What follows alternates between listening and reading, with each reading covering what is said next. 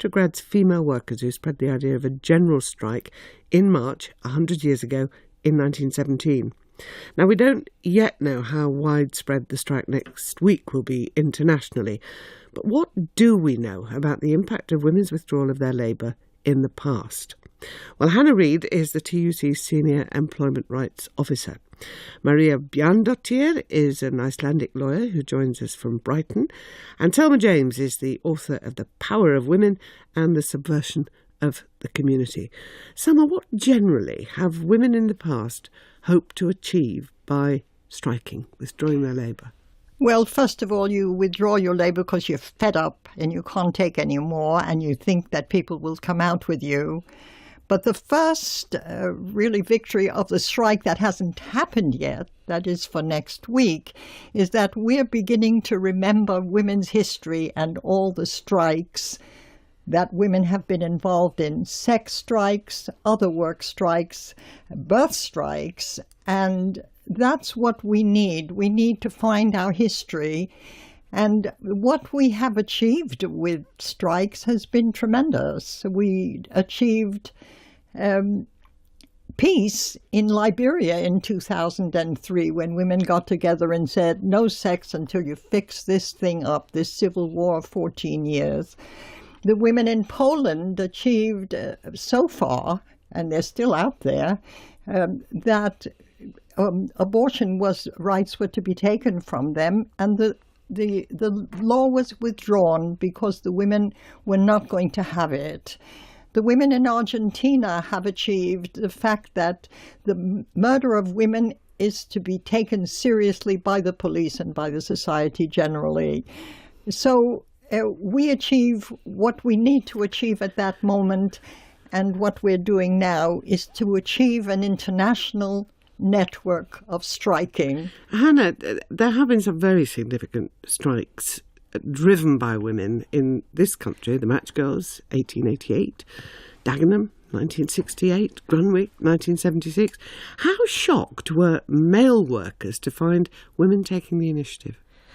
Absolutely. I mean, our whole industrial history is littered with examples of the unexpected women stepping forward and saying, we want to take a stand. We want to change our working conditions. So you mentioned the Match Girls strike, and it was a major strike in an East London factory where women were making matches. They were dealing with chemicals that cause serious cancer. These women were having to work 14-hour days, and they said, no, we're going to down tools, we're walking out.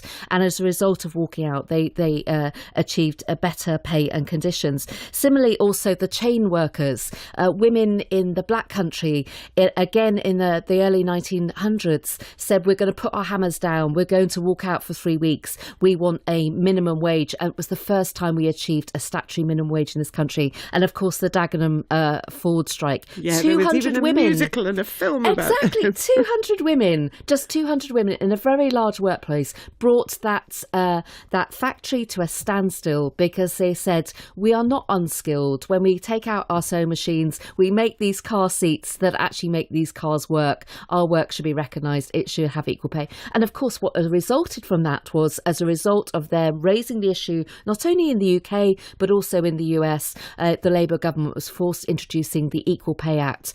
Women standing together throughout our history has delivered real social change, and we continue to do so today. Let's bring Maria in from Brighton. Maria, Iceland's women went on strike in 1975. What prompted that strike?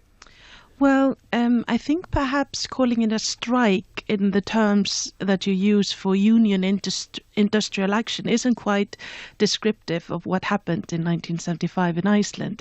It was more of a walkout. It was a day off in a sense, and it was never referred to as a strike exactly to not to confuse it with traditional industrial action that unions take. What prompted it was that 1975 was described as the year of the woman by the UN General Assembly, and Icelandic women took that to heart and took on so there was a committee formed to organize this day that did not follow the political spectrum. Women from all walks of life, all political parties came together to organize this day. And what was the result of that day away from work, shall we call it, rather than strike? Well, Iceland is the leader on all of the gender equality charts that are put forth in the world. And I think what happened in 1975 was that what was brewing in every household with all women became somewhat more formalized, and the social changes that took place following this were quite big. And I would say, gender equality is a mainstream issue in Iceland. It's not a fringe issue. You had a female president after that, I know, because I remember meeting her. But there have also been more recent, I'll use the word strike advisedly if that's okay. Why is Iceland such a seat of female activism? Wow, that's a good question.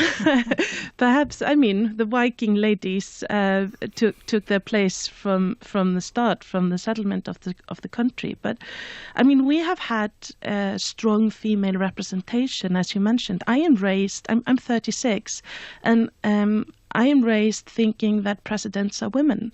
For the first 20 years of my life, a woman was a president of my country, and strong representation is, of course, very important. But the social structures in place also enable women to participate with a great force in the workforce, and there are in place like general childcare to a larger extent that you have here in the UK, let's say that. Now, Selma, we'll be hearing about Lysistrata in a moment, obviously the subject of a Greek play.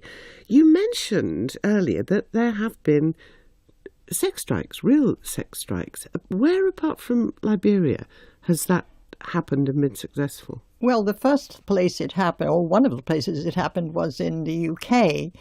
In the 1870s, women were unbelievably poor and unable to feed their children, so they decided to have fewer children, and the way they achieved that was, in general, a sex strike. It was a birth strike. It was to tell the men, we cannot sleep together when the result is more impoverishment of our families. We have to see the children without food, so no sex or less sex until we get something for ourselves, something to feed the children. And it is generally agreed that in general sex strike in the 1870s resulted ultimately in the welfare state, but in some welfare coming to some women. You know how it takes a while before it spreads. But the scene was set by sex strikes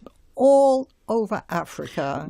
There were signs of sex strikes at different times. What, Hannah, do you think is likely to happen on March the 8th, given there are new rules on strike action? There are new...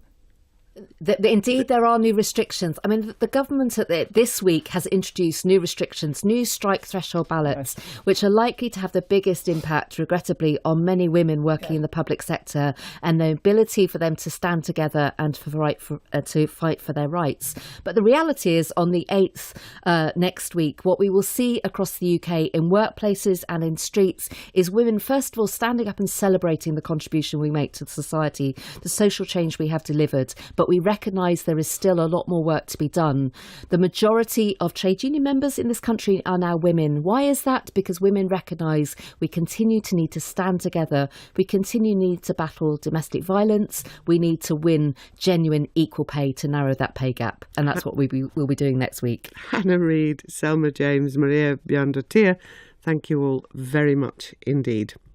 Now, the most famous women's strike in all of history, as I mentioned earlier, must be the one written by the Greek playwright Aristophanes. Lysistrata organised the women of Greece in staging a sex strike in an effort to persuade their men the Peloponnesian War was not worth fighting. Professor Mary Beard and Beattie Rubins have been analysing the important female characters from Greek drama and exploring what they tell us about the ways women in power are viewed today. Well, their analysis of Lysistrata is necessarily frank on the more bawdy aspects of the play. Beattie first. Some years ago, I visited the studio of the great theatre designer Jocelyn Herbert. She was making props for a production of a Greek play at the National Theatre and was surrounded by used fairy liquid bottles and rolls of sticky-back plastic. But this was no Blue Peter special. Jocelyn was experimenting with making phalluses. All male characters in ancient Greek comedies wore phalluses, but usually ones that dangled below their tunics.